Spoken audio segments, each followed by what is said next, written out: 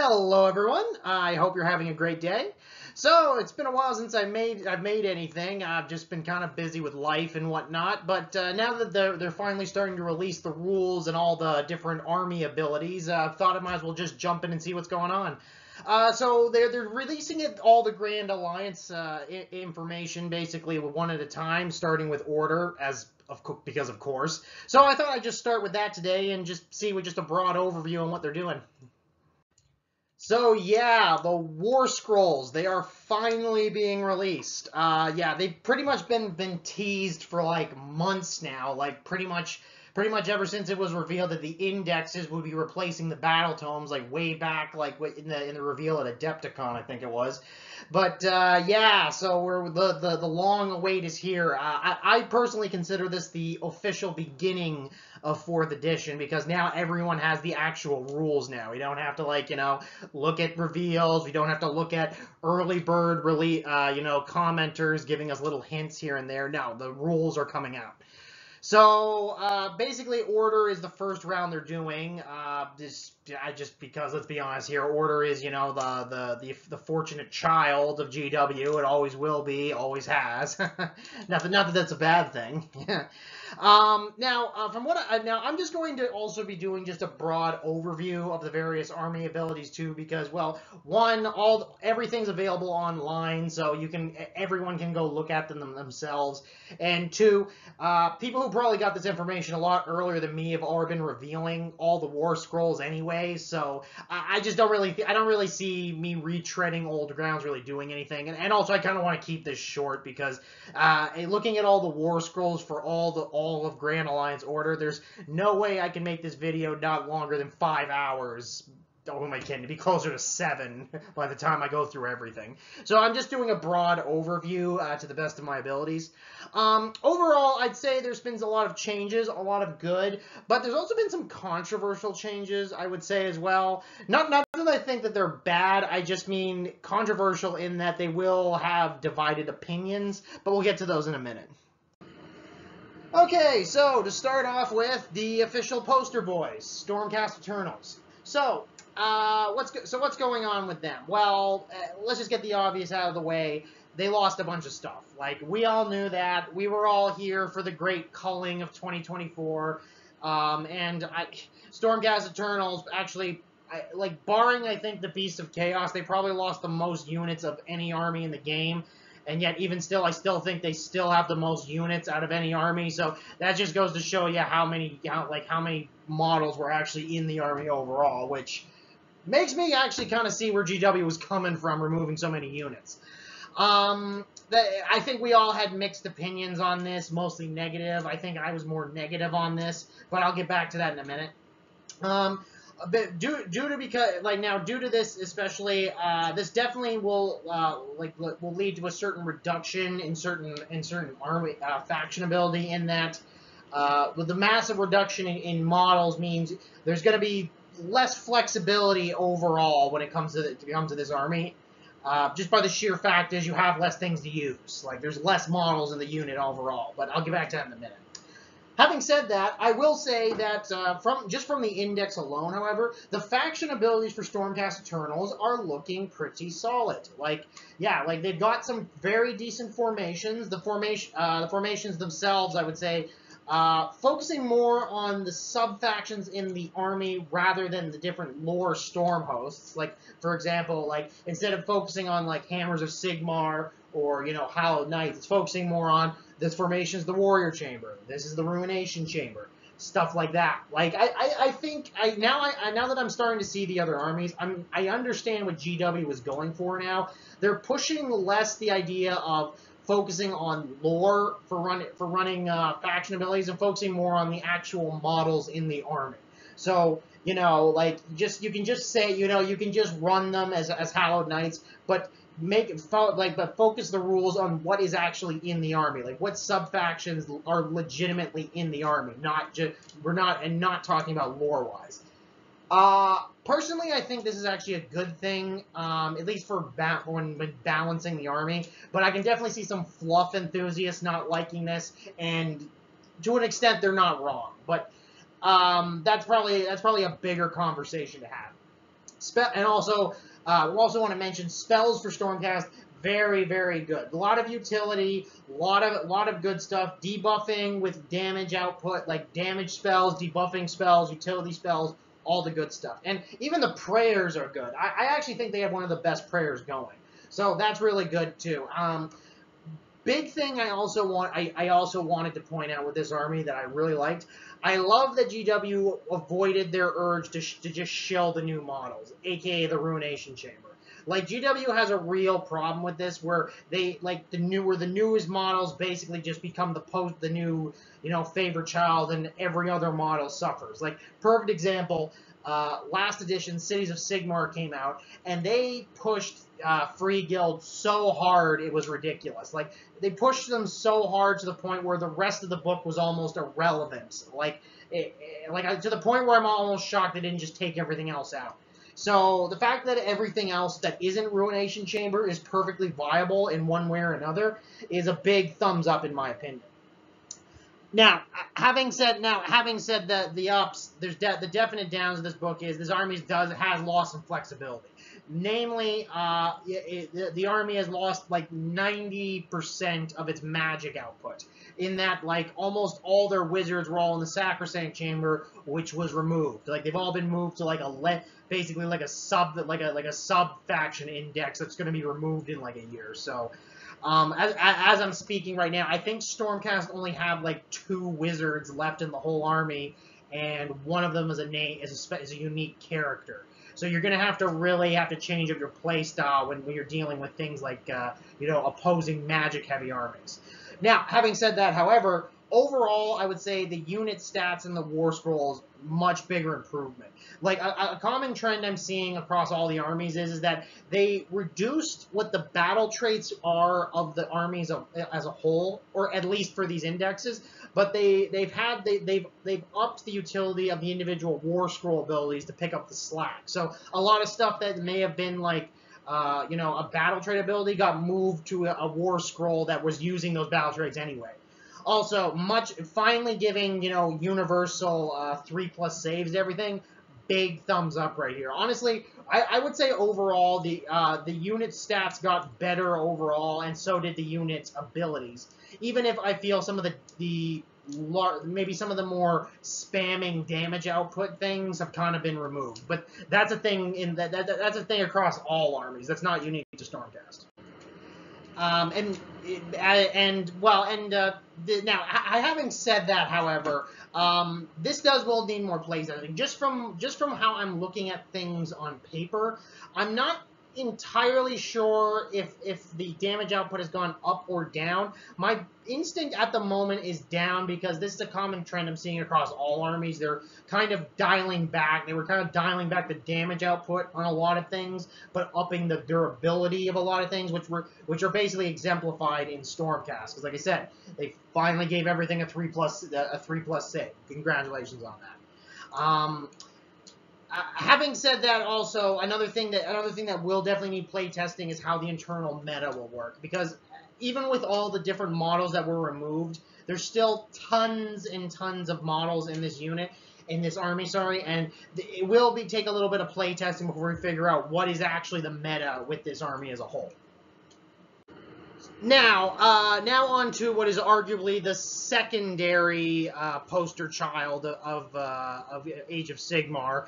Actually, as time goes on, they might even become the poster guys. But we'll see. GW still seems to like their Stormcast, but overall, Cities of Sigmar, I definitely like this better than the old Battle Tome, and that is even saying that, and that's even taking into account that this is just an index, because I think I made it apparent in the past, there was a lot of things in the old Cities of Sigmar book I didn't really like, not just from a rules perspective, but also from a conceptual standpoint, which I'll get to in a minute.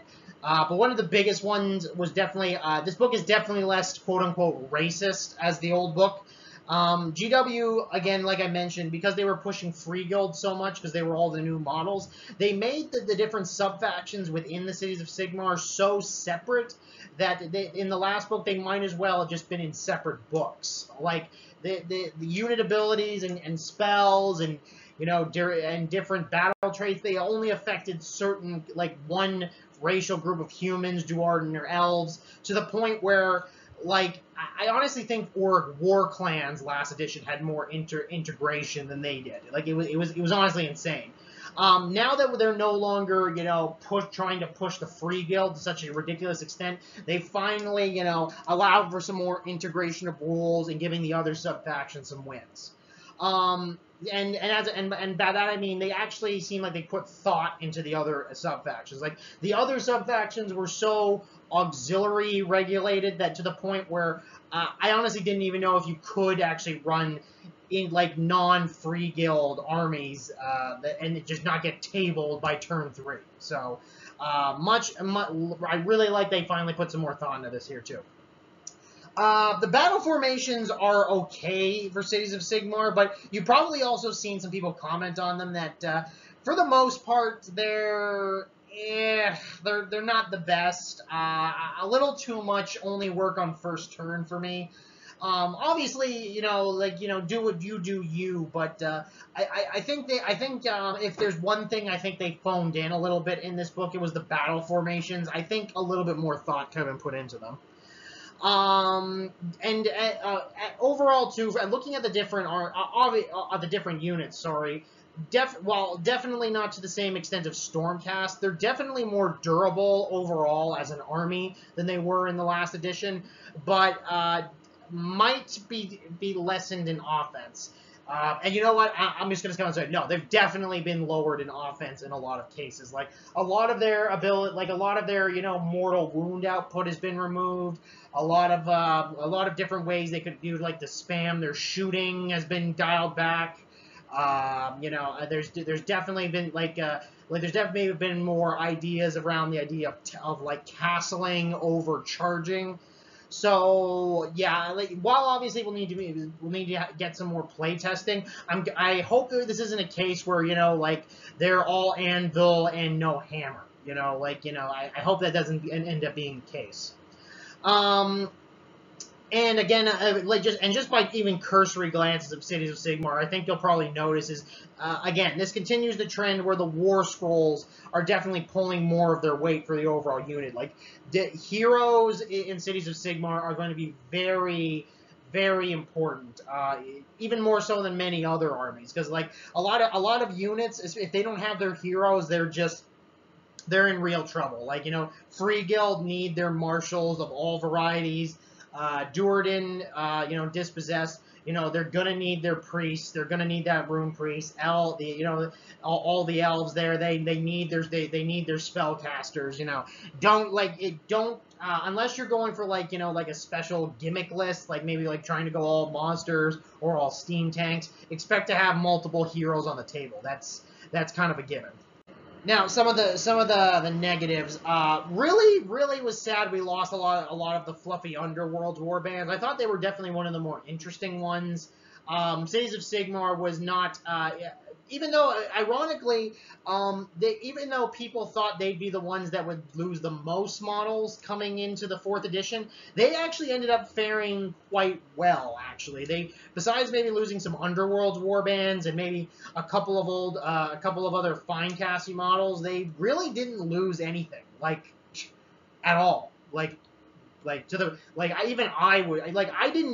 want to lose any more sub-faction units, and even I was shocked how little was actually removed. You have like the Auric War clans that got just gutted like crazy, losing a whole sub-faction, and then Cities of Sigmar ends up only losing like three or four units, and most of those were just crossover units with like Underworlds. So, thumbs up there, I guess. And again, overall, I do like the faction rules as a whole. But having said that, I do kind of wish or maybe I should more really say hope that they bring back like the individual cities as sub factions. Like, I know they're kind of pushing the idea of like that on like formation-based battalions, using like the sub factions in the models, not the lore. But I don't know. Cities of Sigmar just a lot of their fluff and, you know, a lot of their flavor comes from the fact that they're all different city-states and they're all different nations. I don't know. I just feel it kind of takes a lot away from it. Maybe they'll bring it back when they get the proper battle tome. Part of me says no, but hey, you know, who knows? Ah, Caradron Overlords. These guys have been a staple of Age of Sigmar from the beginning, and it shows. Yeah, they honestly, there's not really a heck of a lot to talk about in terms of changes in the individual war scrolls. In a lot of cases, they're honestly pretty similar to the previous edition in terms of play style and war scroll output. As in, and honestly, that's honestly for the best, because a lot of the good rules that came out in the last Battle Tome, which, by the way, I think was the best Caradron Overlords were in terms of balancing fluff with rules, and thankfully most of those came over. You know, you had, you know, your Navigator, all his good stuff came over. Your Admiral's ability, you know, like to, you know, get a special ship, that came over too. All that lovely fluffy stuff that's also super effective on the table. I love that they brought it over. Big thumbs up there. However, there have been some major changes to how transportation works, and this will change how you play the game. This I'm actually going to go into a bit more detail because we need to talk about it. Basically, they made it so there is no actual embarking anymore onto transports. Like before, you know, you basically kept the majority of your units off the table and just say they were embarked on one of your ships, and you just acted like they were on there. That's just been removed now. No, units are on the table. They just interact more with like when they're within a certain radius of their ships now. And, you know, when they move, they act as if they're embarking. It basically, it just means like all your units are on the table at all times. This is both good and bad in a lot of cases. Like, okay, good in that, okay, there's a lot less ambiguity with, like, interactions. Because I can't tell you how many times you had, like, well, does this spell affect such and such because they're technically not on the table, they don't? Or it does such and such count as being close to this, you know, in the spell because technically they're not on the table, except for but technically they are. Like, you know, it was a lot of weird interactions. Negative for this new thing now is that for us lazy players, now you actually have to move your models. Because, like, before, like, I can't tell you how many times I saw people play Caradron, and you basically only ever moved your ships. Because they never took any of their units out of them. So you were only really moving, like, 4 models. Well, now you got to get used to moving, you know, that big 20 brick of, like, you know, Arcanauts, I think they're called. I keep forgetting their name. But the basic foot troops for Caradron, now you actually have to move your models. You can't just have them all lined up on a table in the corner and just, you know, no, they actually have to be on the table to do anything now. So that's going to take some getting used to, unfortunately, at least for some people. But now, in terms of Caradron, one thing I definitely like is they have very good artifacts and heroic traits. And honestly, that kind of goes without saying, considering the fact is they have to make up for the fact they have no wizards. And they technically have no priests, even though some of their heroes technically kind of act like priests, even though they're not.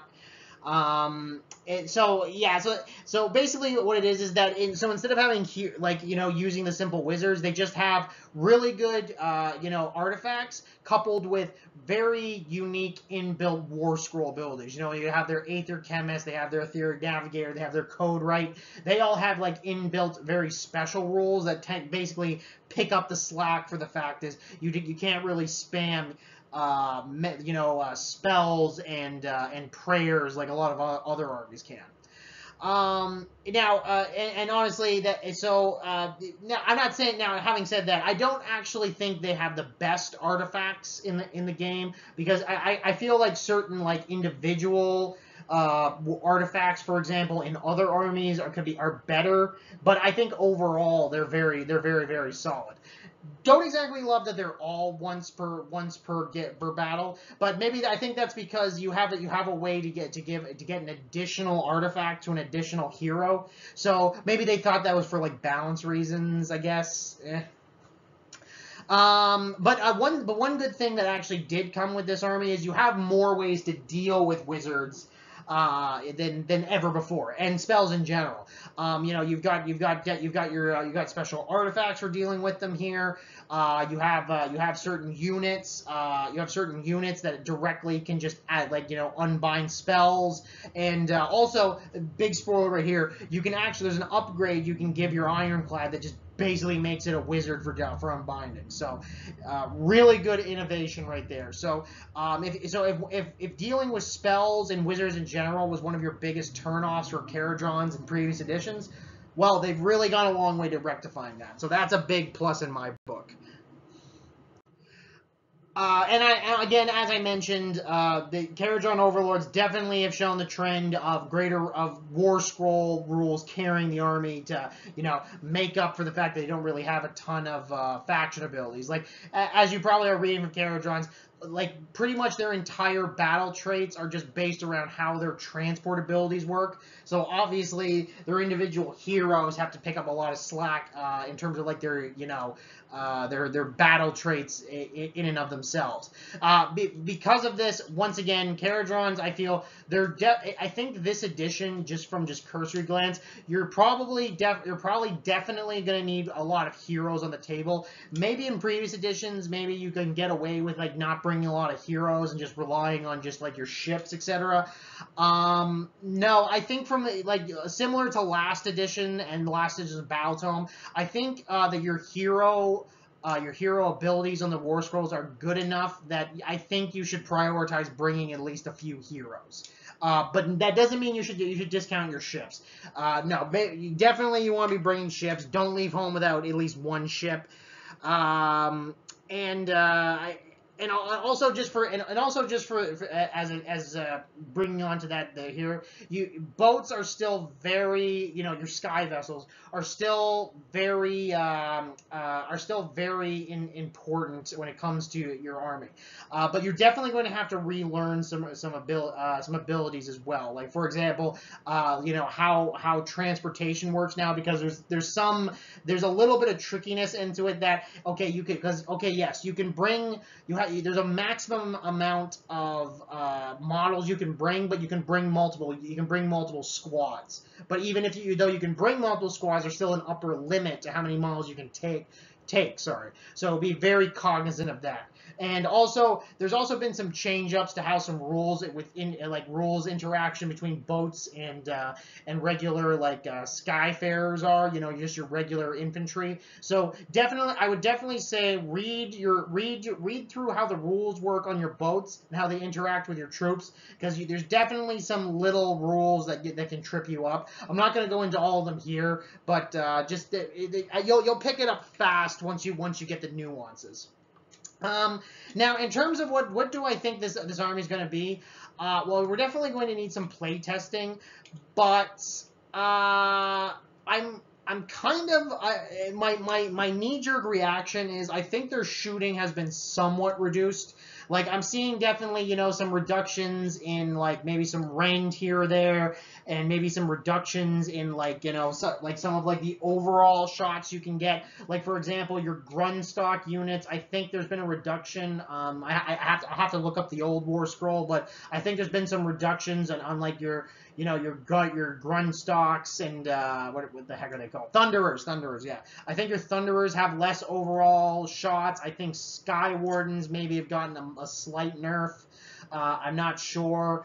Arcanaut Company is still as good as ever, so infantry's looking pretty good. Now, in terms of your ships, however, I think they're pretty much just they're the same, but as I said, there's different interactions that's going to be going on. So in my opinion, worry less about how your damage output with your ships have changed, because I think they're pretty much the same. Just worry about how your ships interact with the rest of your army now. That's what I think you should worry more about.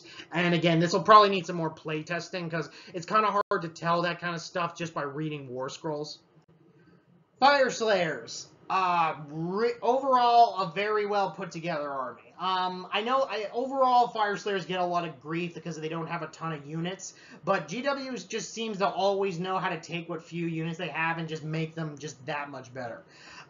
Faction rules, in my opinion, got a major update in the new book. Like you've probably seen some previews of it, but yeah, Urgrald runes much better than before. All of them are better in pretty much every way.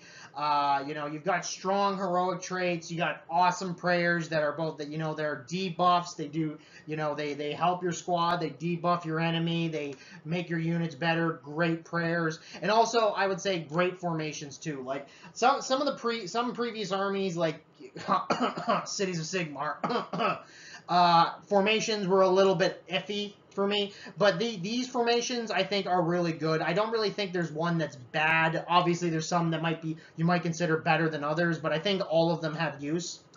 Also, one thing they've done is, which GW sometimes has a problem with, they've made almost all the heroes almost universally usable. Like, obviously, some will have better usage for specific playstyles, but I can see pretty much everything having a use. Like, your Rune Sons got use. Your Rune Fathers have use. You know, all your priests are very good because, again, your prayers are great, and their inbuilt rules are pretty great. You know, even your foot assault units. You know, like your Grimwrath Berserkers or Doom Seekers. You know, I know a lot of people that have, you know, are a little bit iffy on them, but you know, I think they got potential. I think they got potential. And, you know, on top of that, too, I think, I think the units and the monsters in the book are much better balanced than they were before. You know, for example, like, I kind of feel like in the last book, I think they were, even though they didn't intend to, I still feel like they were kind of pushing, you know, things like, you know, like, Hearthguard Berserker spam a little bit. They did make some gains to make Volkites better, but you know, sometimes they just couldn't quite pull their weight. I feel they're definitely, I think, a little bit better balanced now, especially with the new rules updates.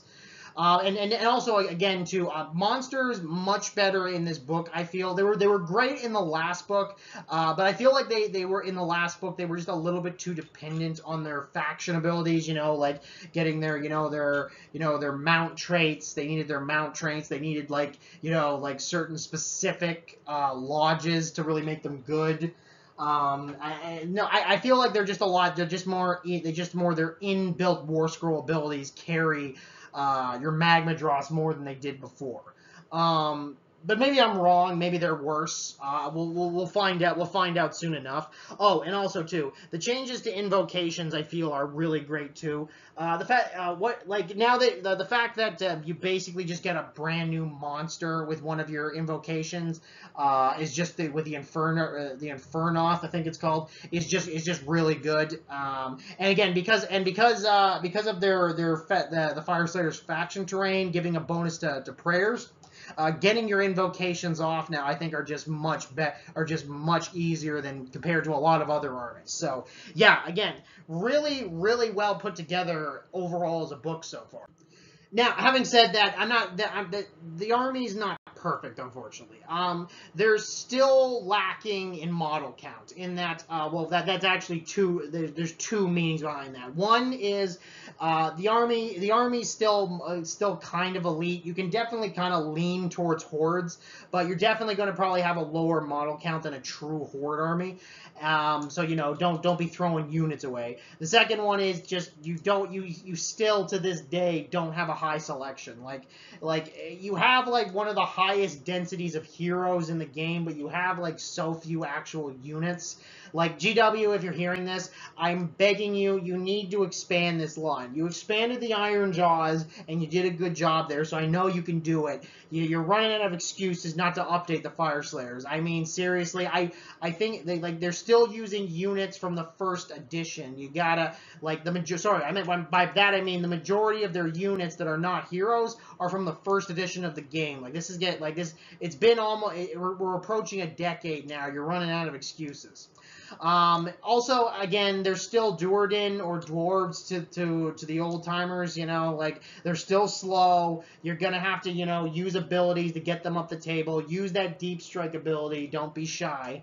But having said that, though, overall, really looking good on the tabletop. They're still very durable, if maybe not quite as durable as previous editions. They're still super hard hitting. They've got great prayers. They've got great artifacts. Overall, just a really solid army, and yeah, if you want to give these guys a try, do it, because again, I want GW to have every reason to finally update them. Okay, so Inet Deepkin, from what I'm seeing, relatively the same design-wise, though I'm just gonna preface this with I don't have as much experience with Inet Deepkin, but I've seen them and gone against them enough to have at least some idea of what they do, and from what I'm seeing is they kind of have the same design philosophy as the last edition.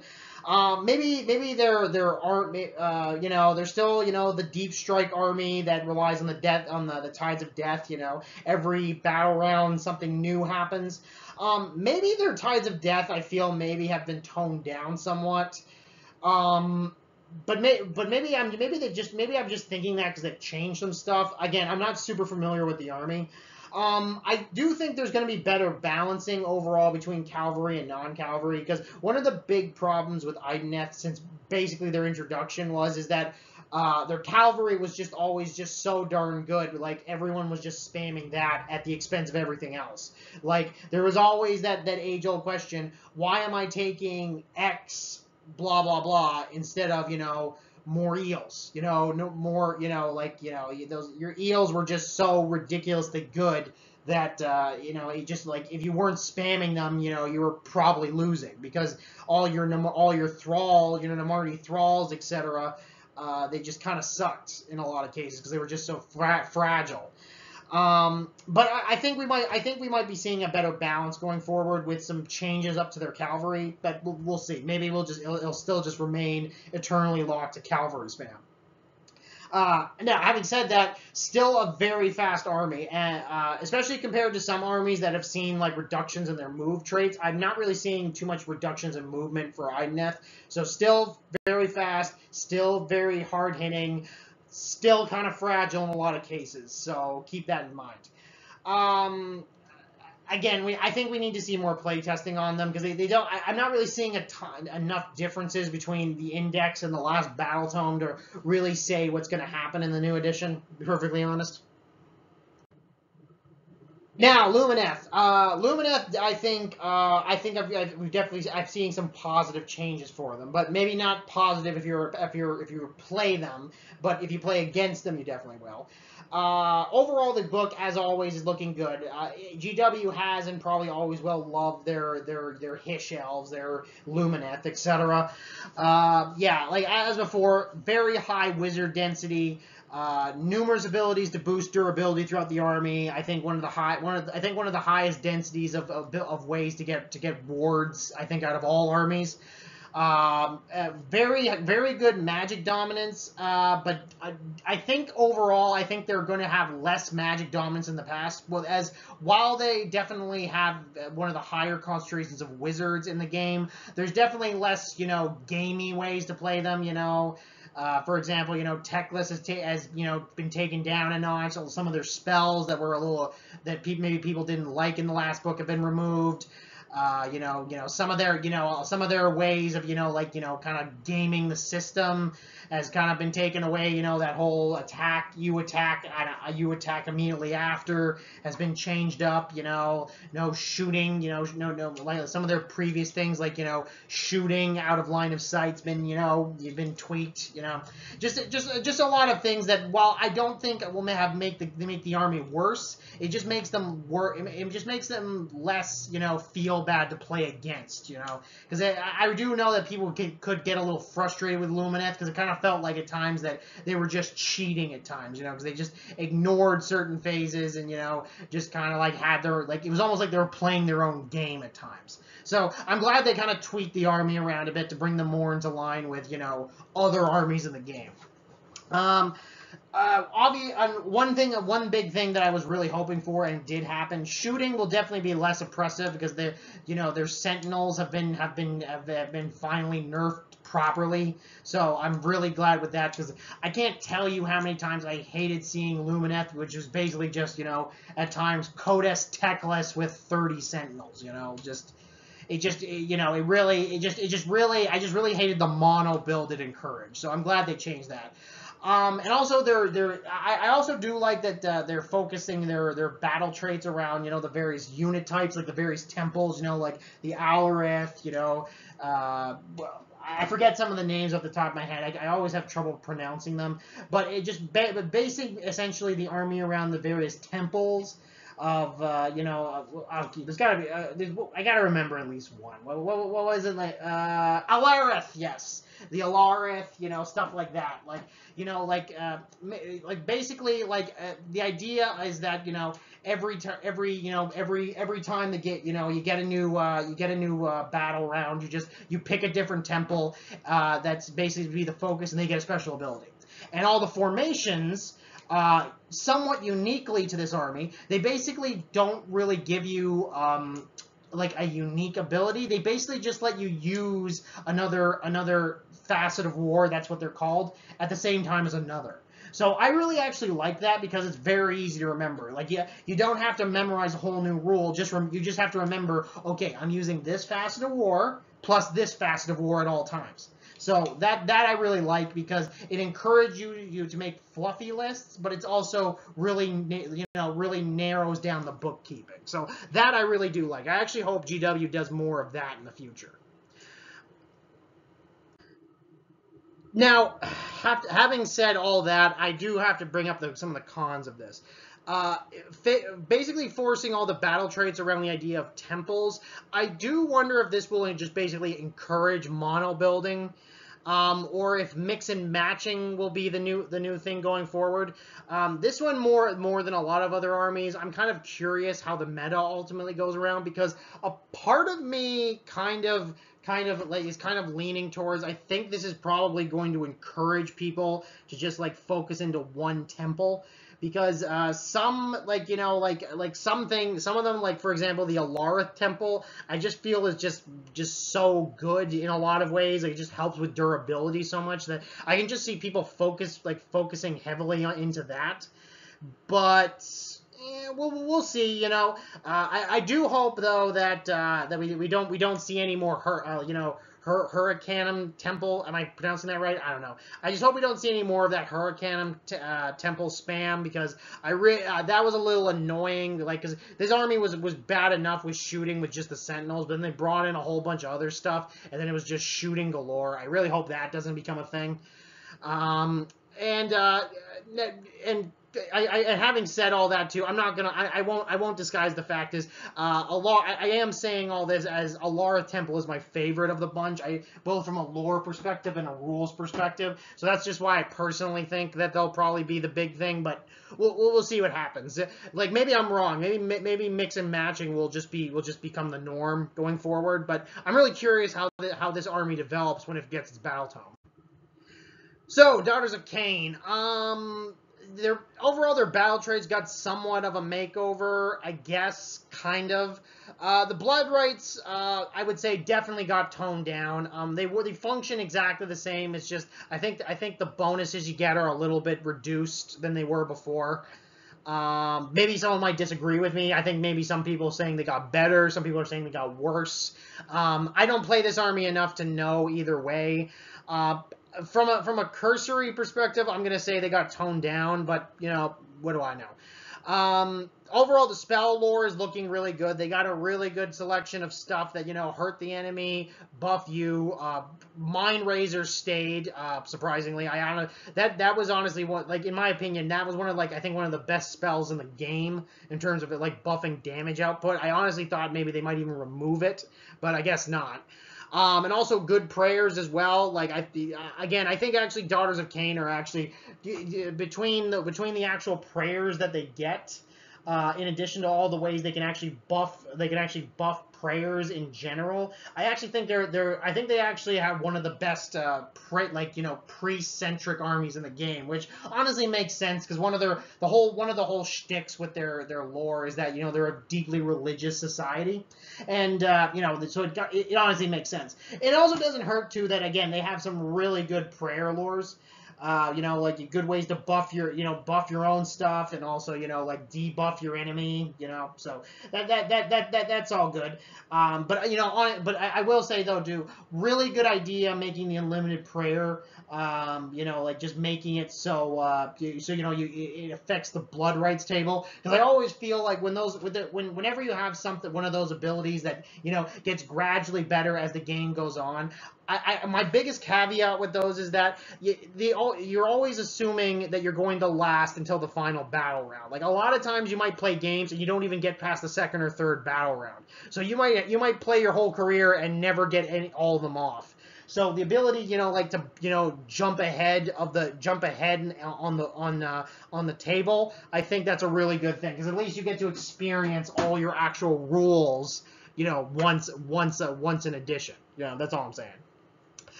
In terms of playstyle too, I'd say nothing's really changed fundamentally. It moves fast. It's really mean in combat, but you really don't want to get caught in a prolonged fight, because all your units, even your quote unquote tanks, really can't take a punch. Like most of your units, if you don't wipe a unit, you'll probably go down. I mean, I'm not even kidding. These guys will probably have trouble with things like Grots and Free Guild with enough buffs. Like like if you lose your buffs and they got buffs, your girls are going down. So really, now having said that, there are obviously ways to buff their durability, but again, this is not an army. I don't even think you should get into that mindset. This is an army that is basically designed to fight, not to be tanks. Like just be fast and hard hitting. Keep in that mindset, you'll do fine. And again, it all cancels into all their abilities. Almost this entire army encourages you to charge in, get as many buffs on, and do as much damage as you can. Another good thing I like about this is having said that, they finally, I think, are realizing that, okay, it's been enough time. We can stop trying to shill the Melusai and the Canary models, the newer models they made. We can actually, make the original Witch Elves and Sisters of Slaughter, make those definitely stand out more. Because don't get me wrong, they were always good in the previous editions, but it never really kind of escaped my notice that it's obvious they wanted you to really, at least bring some of the stakes or some of the bats.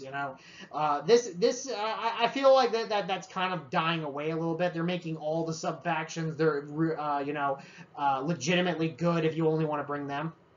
Overall, I think the army's looking really good. But again, this is definitely going to need playtesting. I have some concerns, however, with this army, especially because I kind of feel like, even though, as I said, there's ways to buff its durability, it's still pretty fragile. And there's definitely some armies in the game that definitely are essentially designed to mulch through fragile infantry. So I'm not going to name names because, again, maybe I'm wrong. But I'm definitely wondering if there may be some hard counters to this army. So we'll see what happens. As for Seraphon, again, this is another army which not a lot has changed. They were good in the first edition. They were great in the second edition. They were really good in third edition, and they're still good now. Seraphon are just one of those armies that just, they just always seem to everything just kind of falls into place for them. I don't know. Maybe it's because they have so much unit variety, or maybe someone in the higher-ups at GW just really likes them. Everything just seems to fall into place for them. Will this change this edition? Maybe. I don't know. But so far, not looking at it. So overall, one thing I would say is I would say there's been a reduction in mortal wound damage spam, but that's just a thing across the board. That's nothing really to go on. One big thing I didn't like though is the index at least has definitely kind of reduced the whole differences between Starborn and Colenst. I can't say it. Basically, just the two big differentiating sub factions for Seraphon. That's kind of gone. But if I'm really being honest, I think the battle traits kind of lean more towards into the idea of the Starborn. But there are some things if you want to do Colenst, but there's definitely more push towards, like the whole idea of deep striking. The only, maybe this will come back when they give a proper battle tome, but I'm just kind of curious what GW ends up going with it, because that's such an integral part of the army. I'm kind of a little bit surprised they didn't push it more.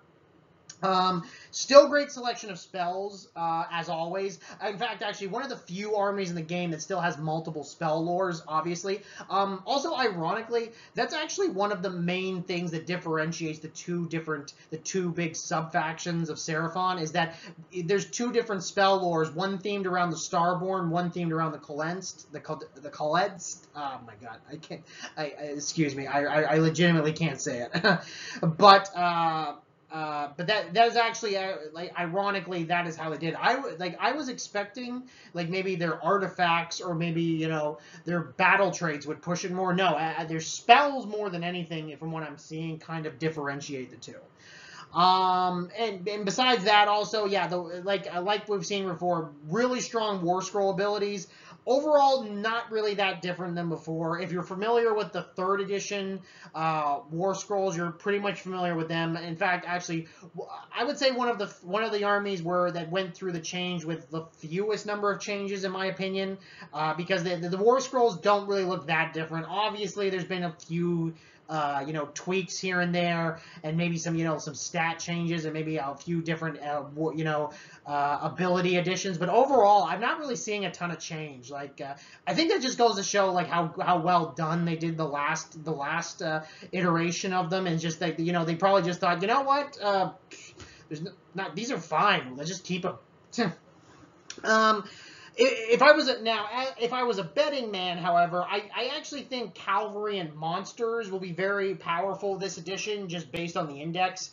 Just because I'm just looking at the artifacts, I'm looking at the formations, I'm looking at the War Scrolls.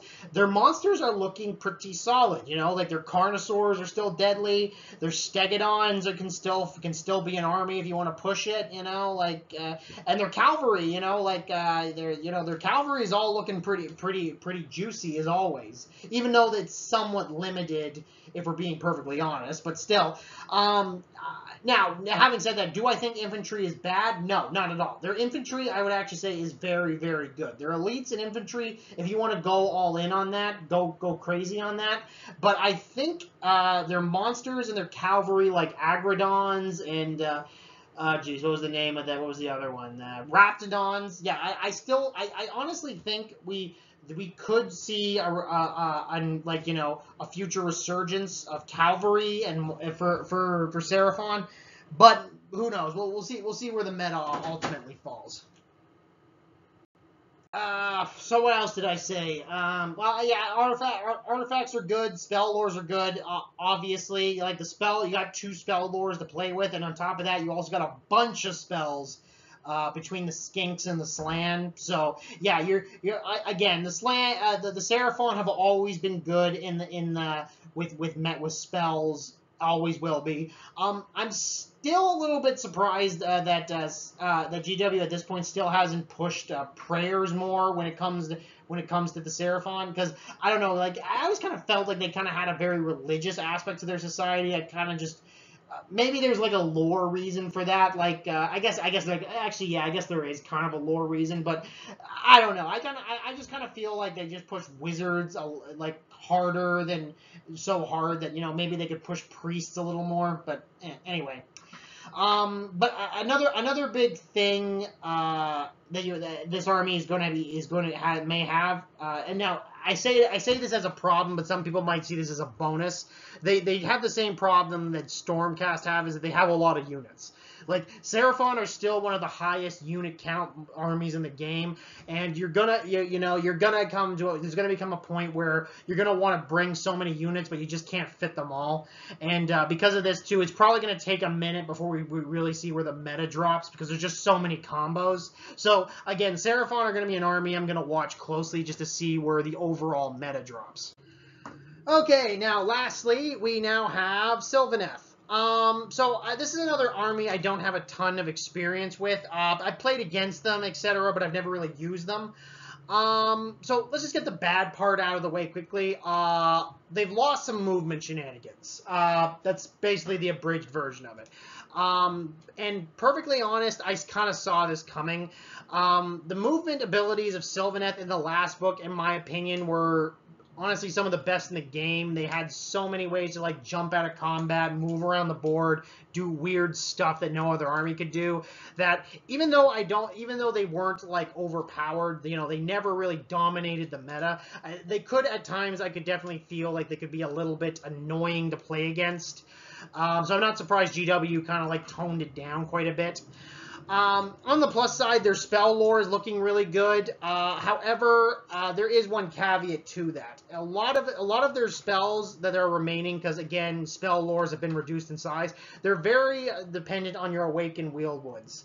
And this isn't a problem in a vacuum, but there's a big problem with the way the edition works now, in that your trees are much more vulnerable. See, before in last edition, you didn't really have to worry about them too much, because I think all you had to really worry about was like a monster smashing them.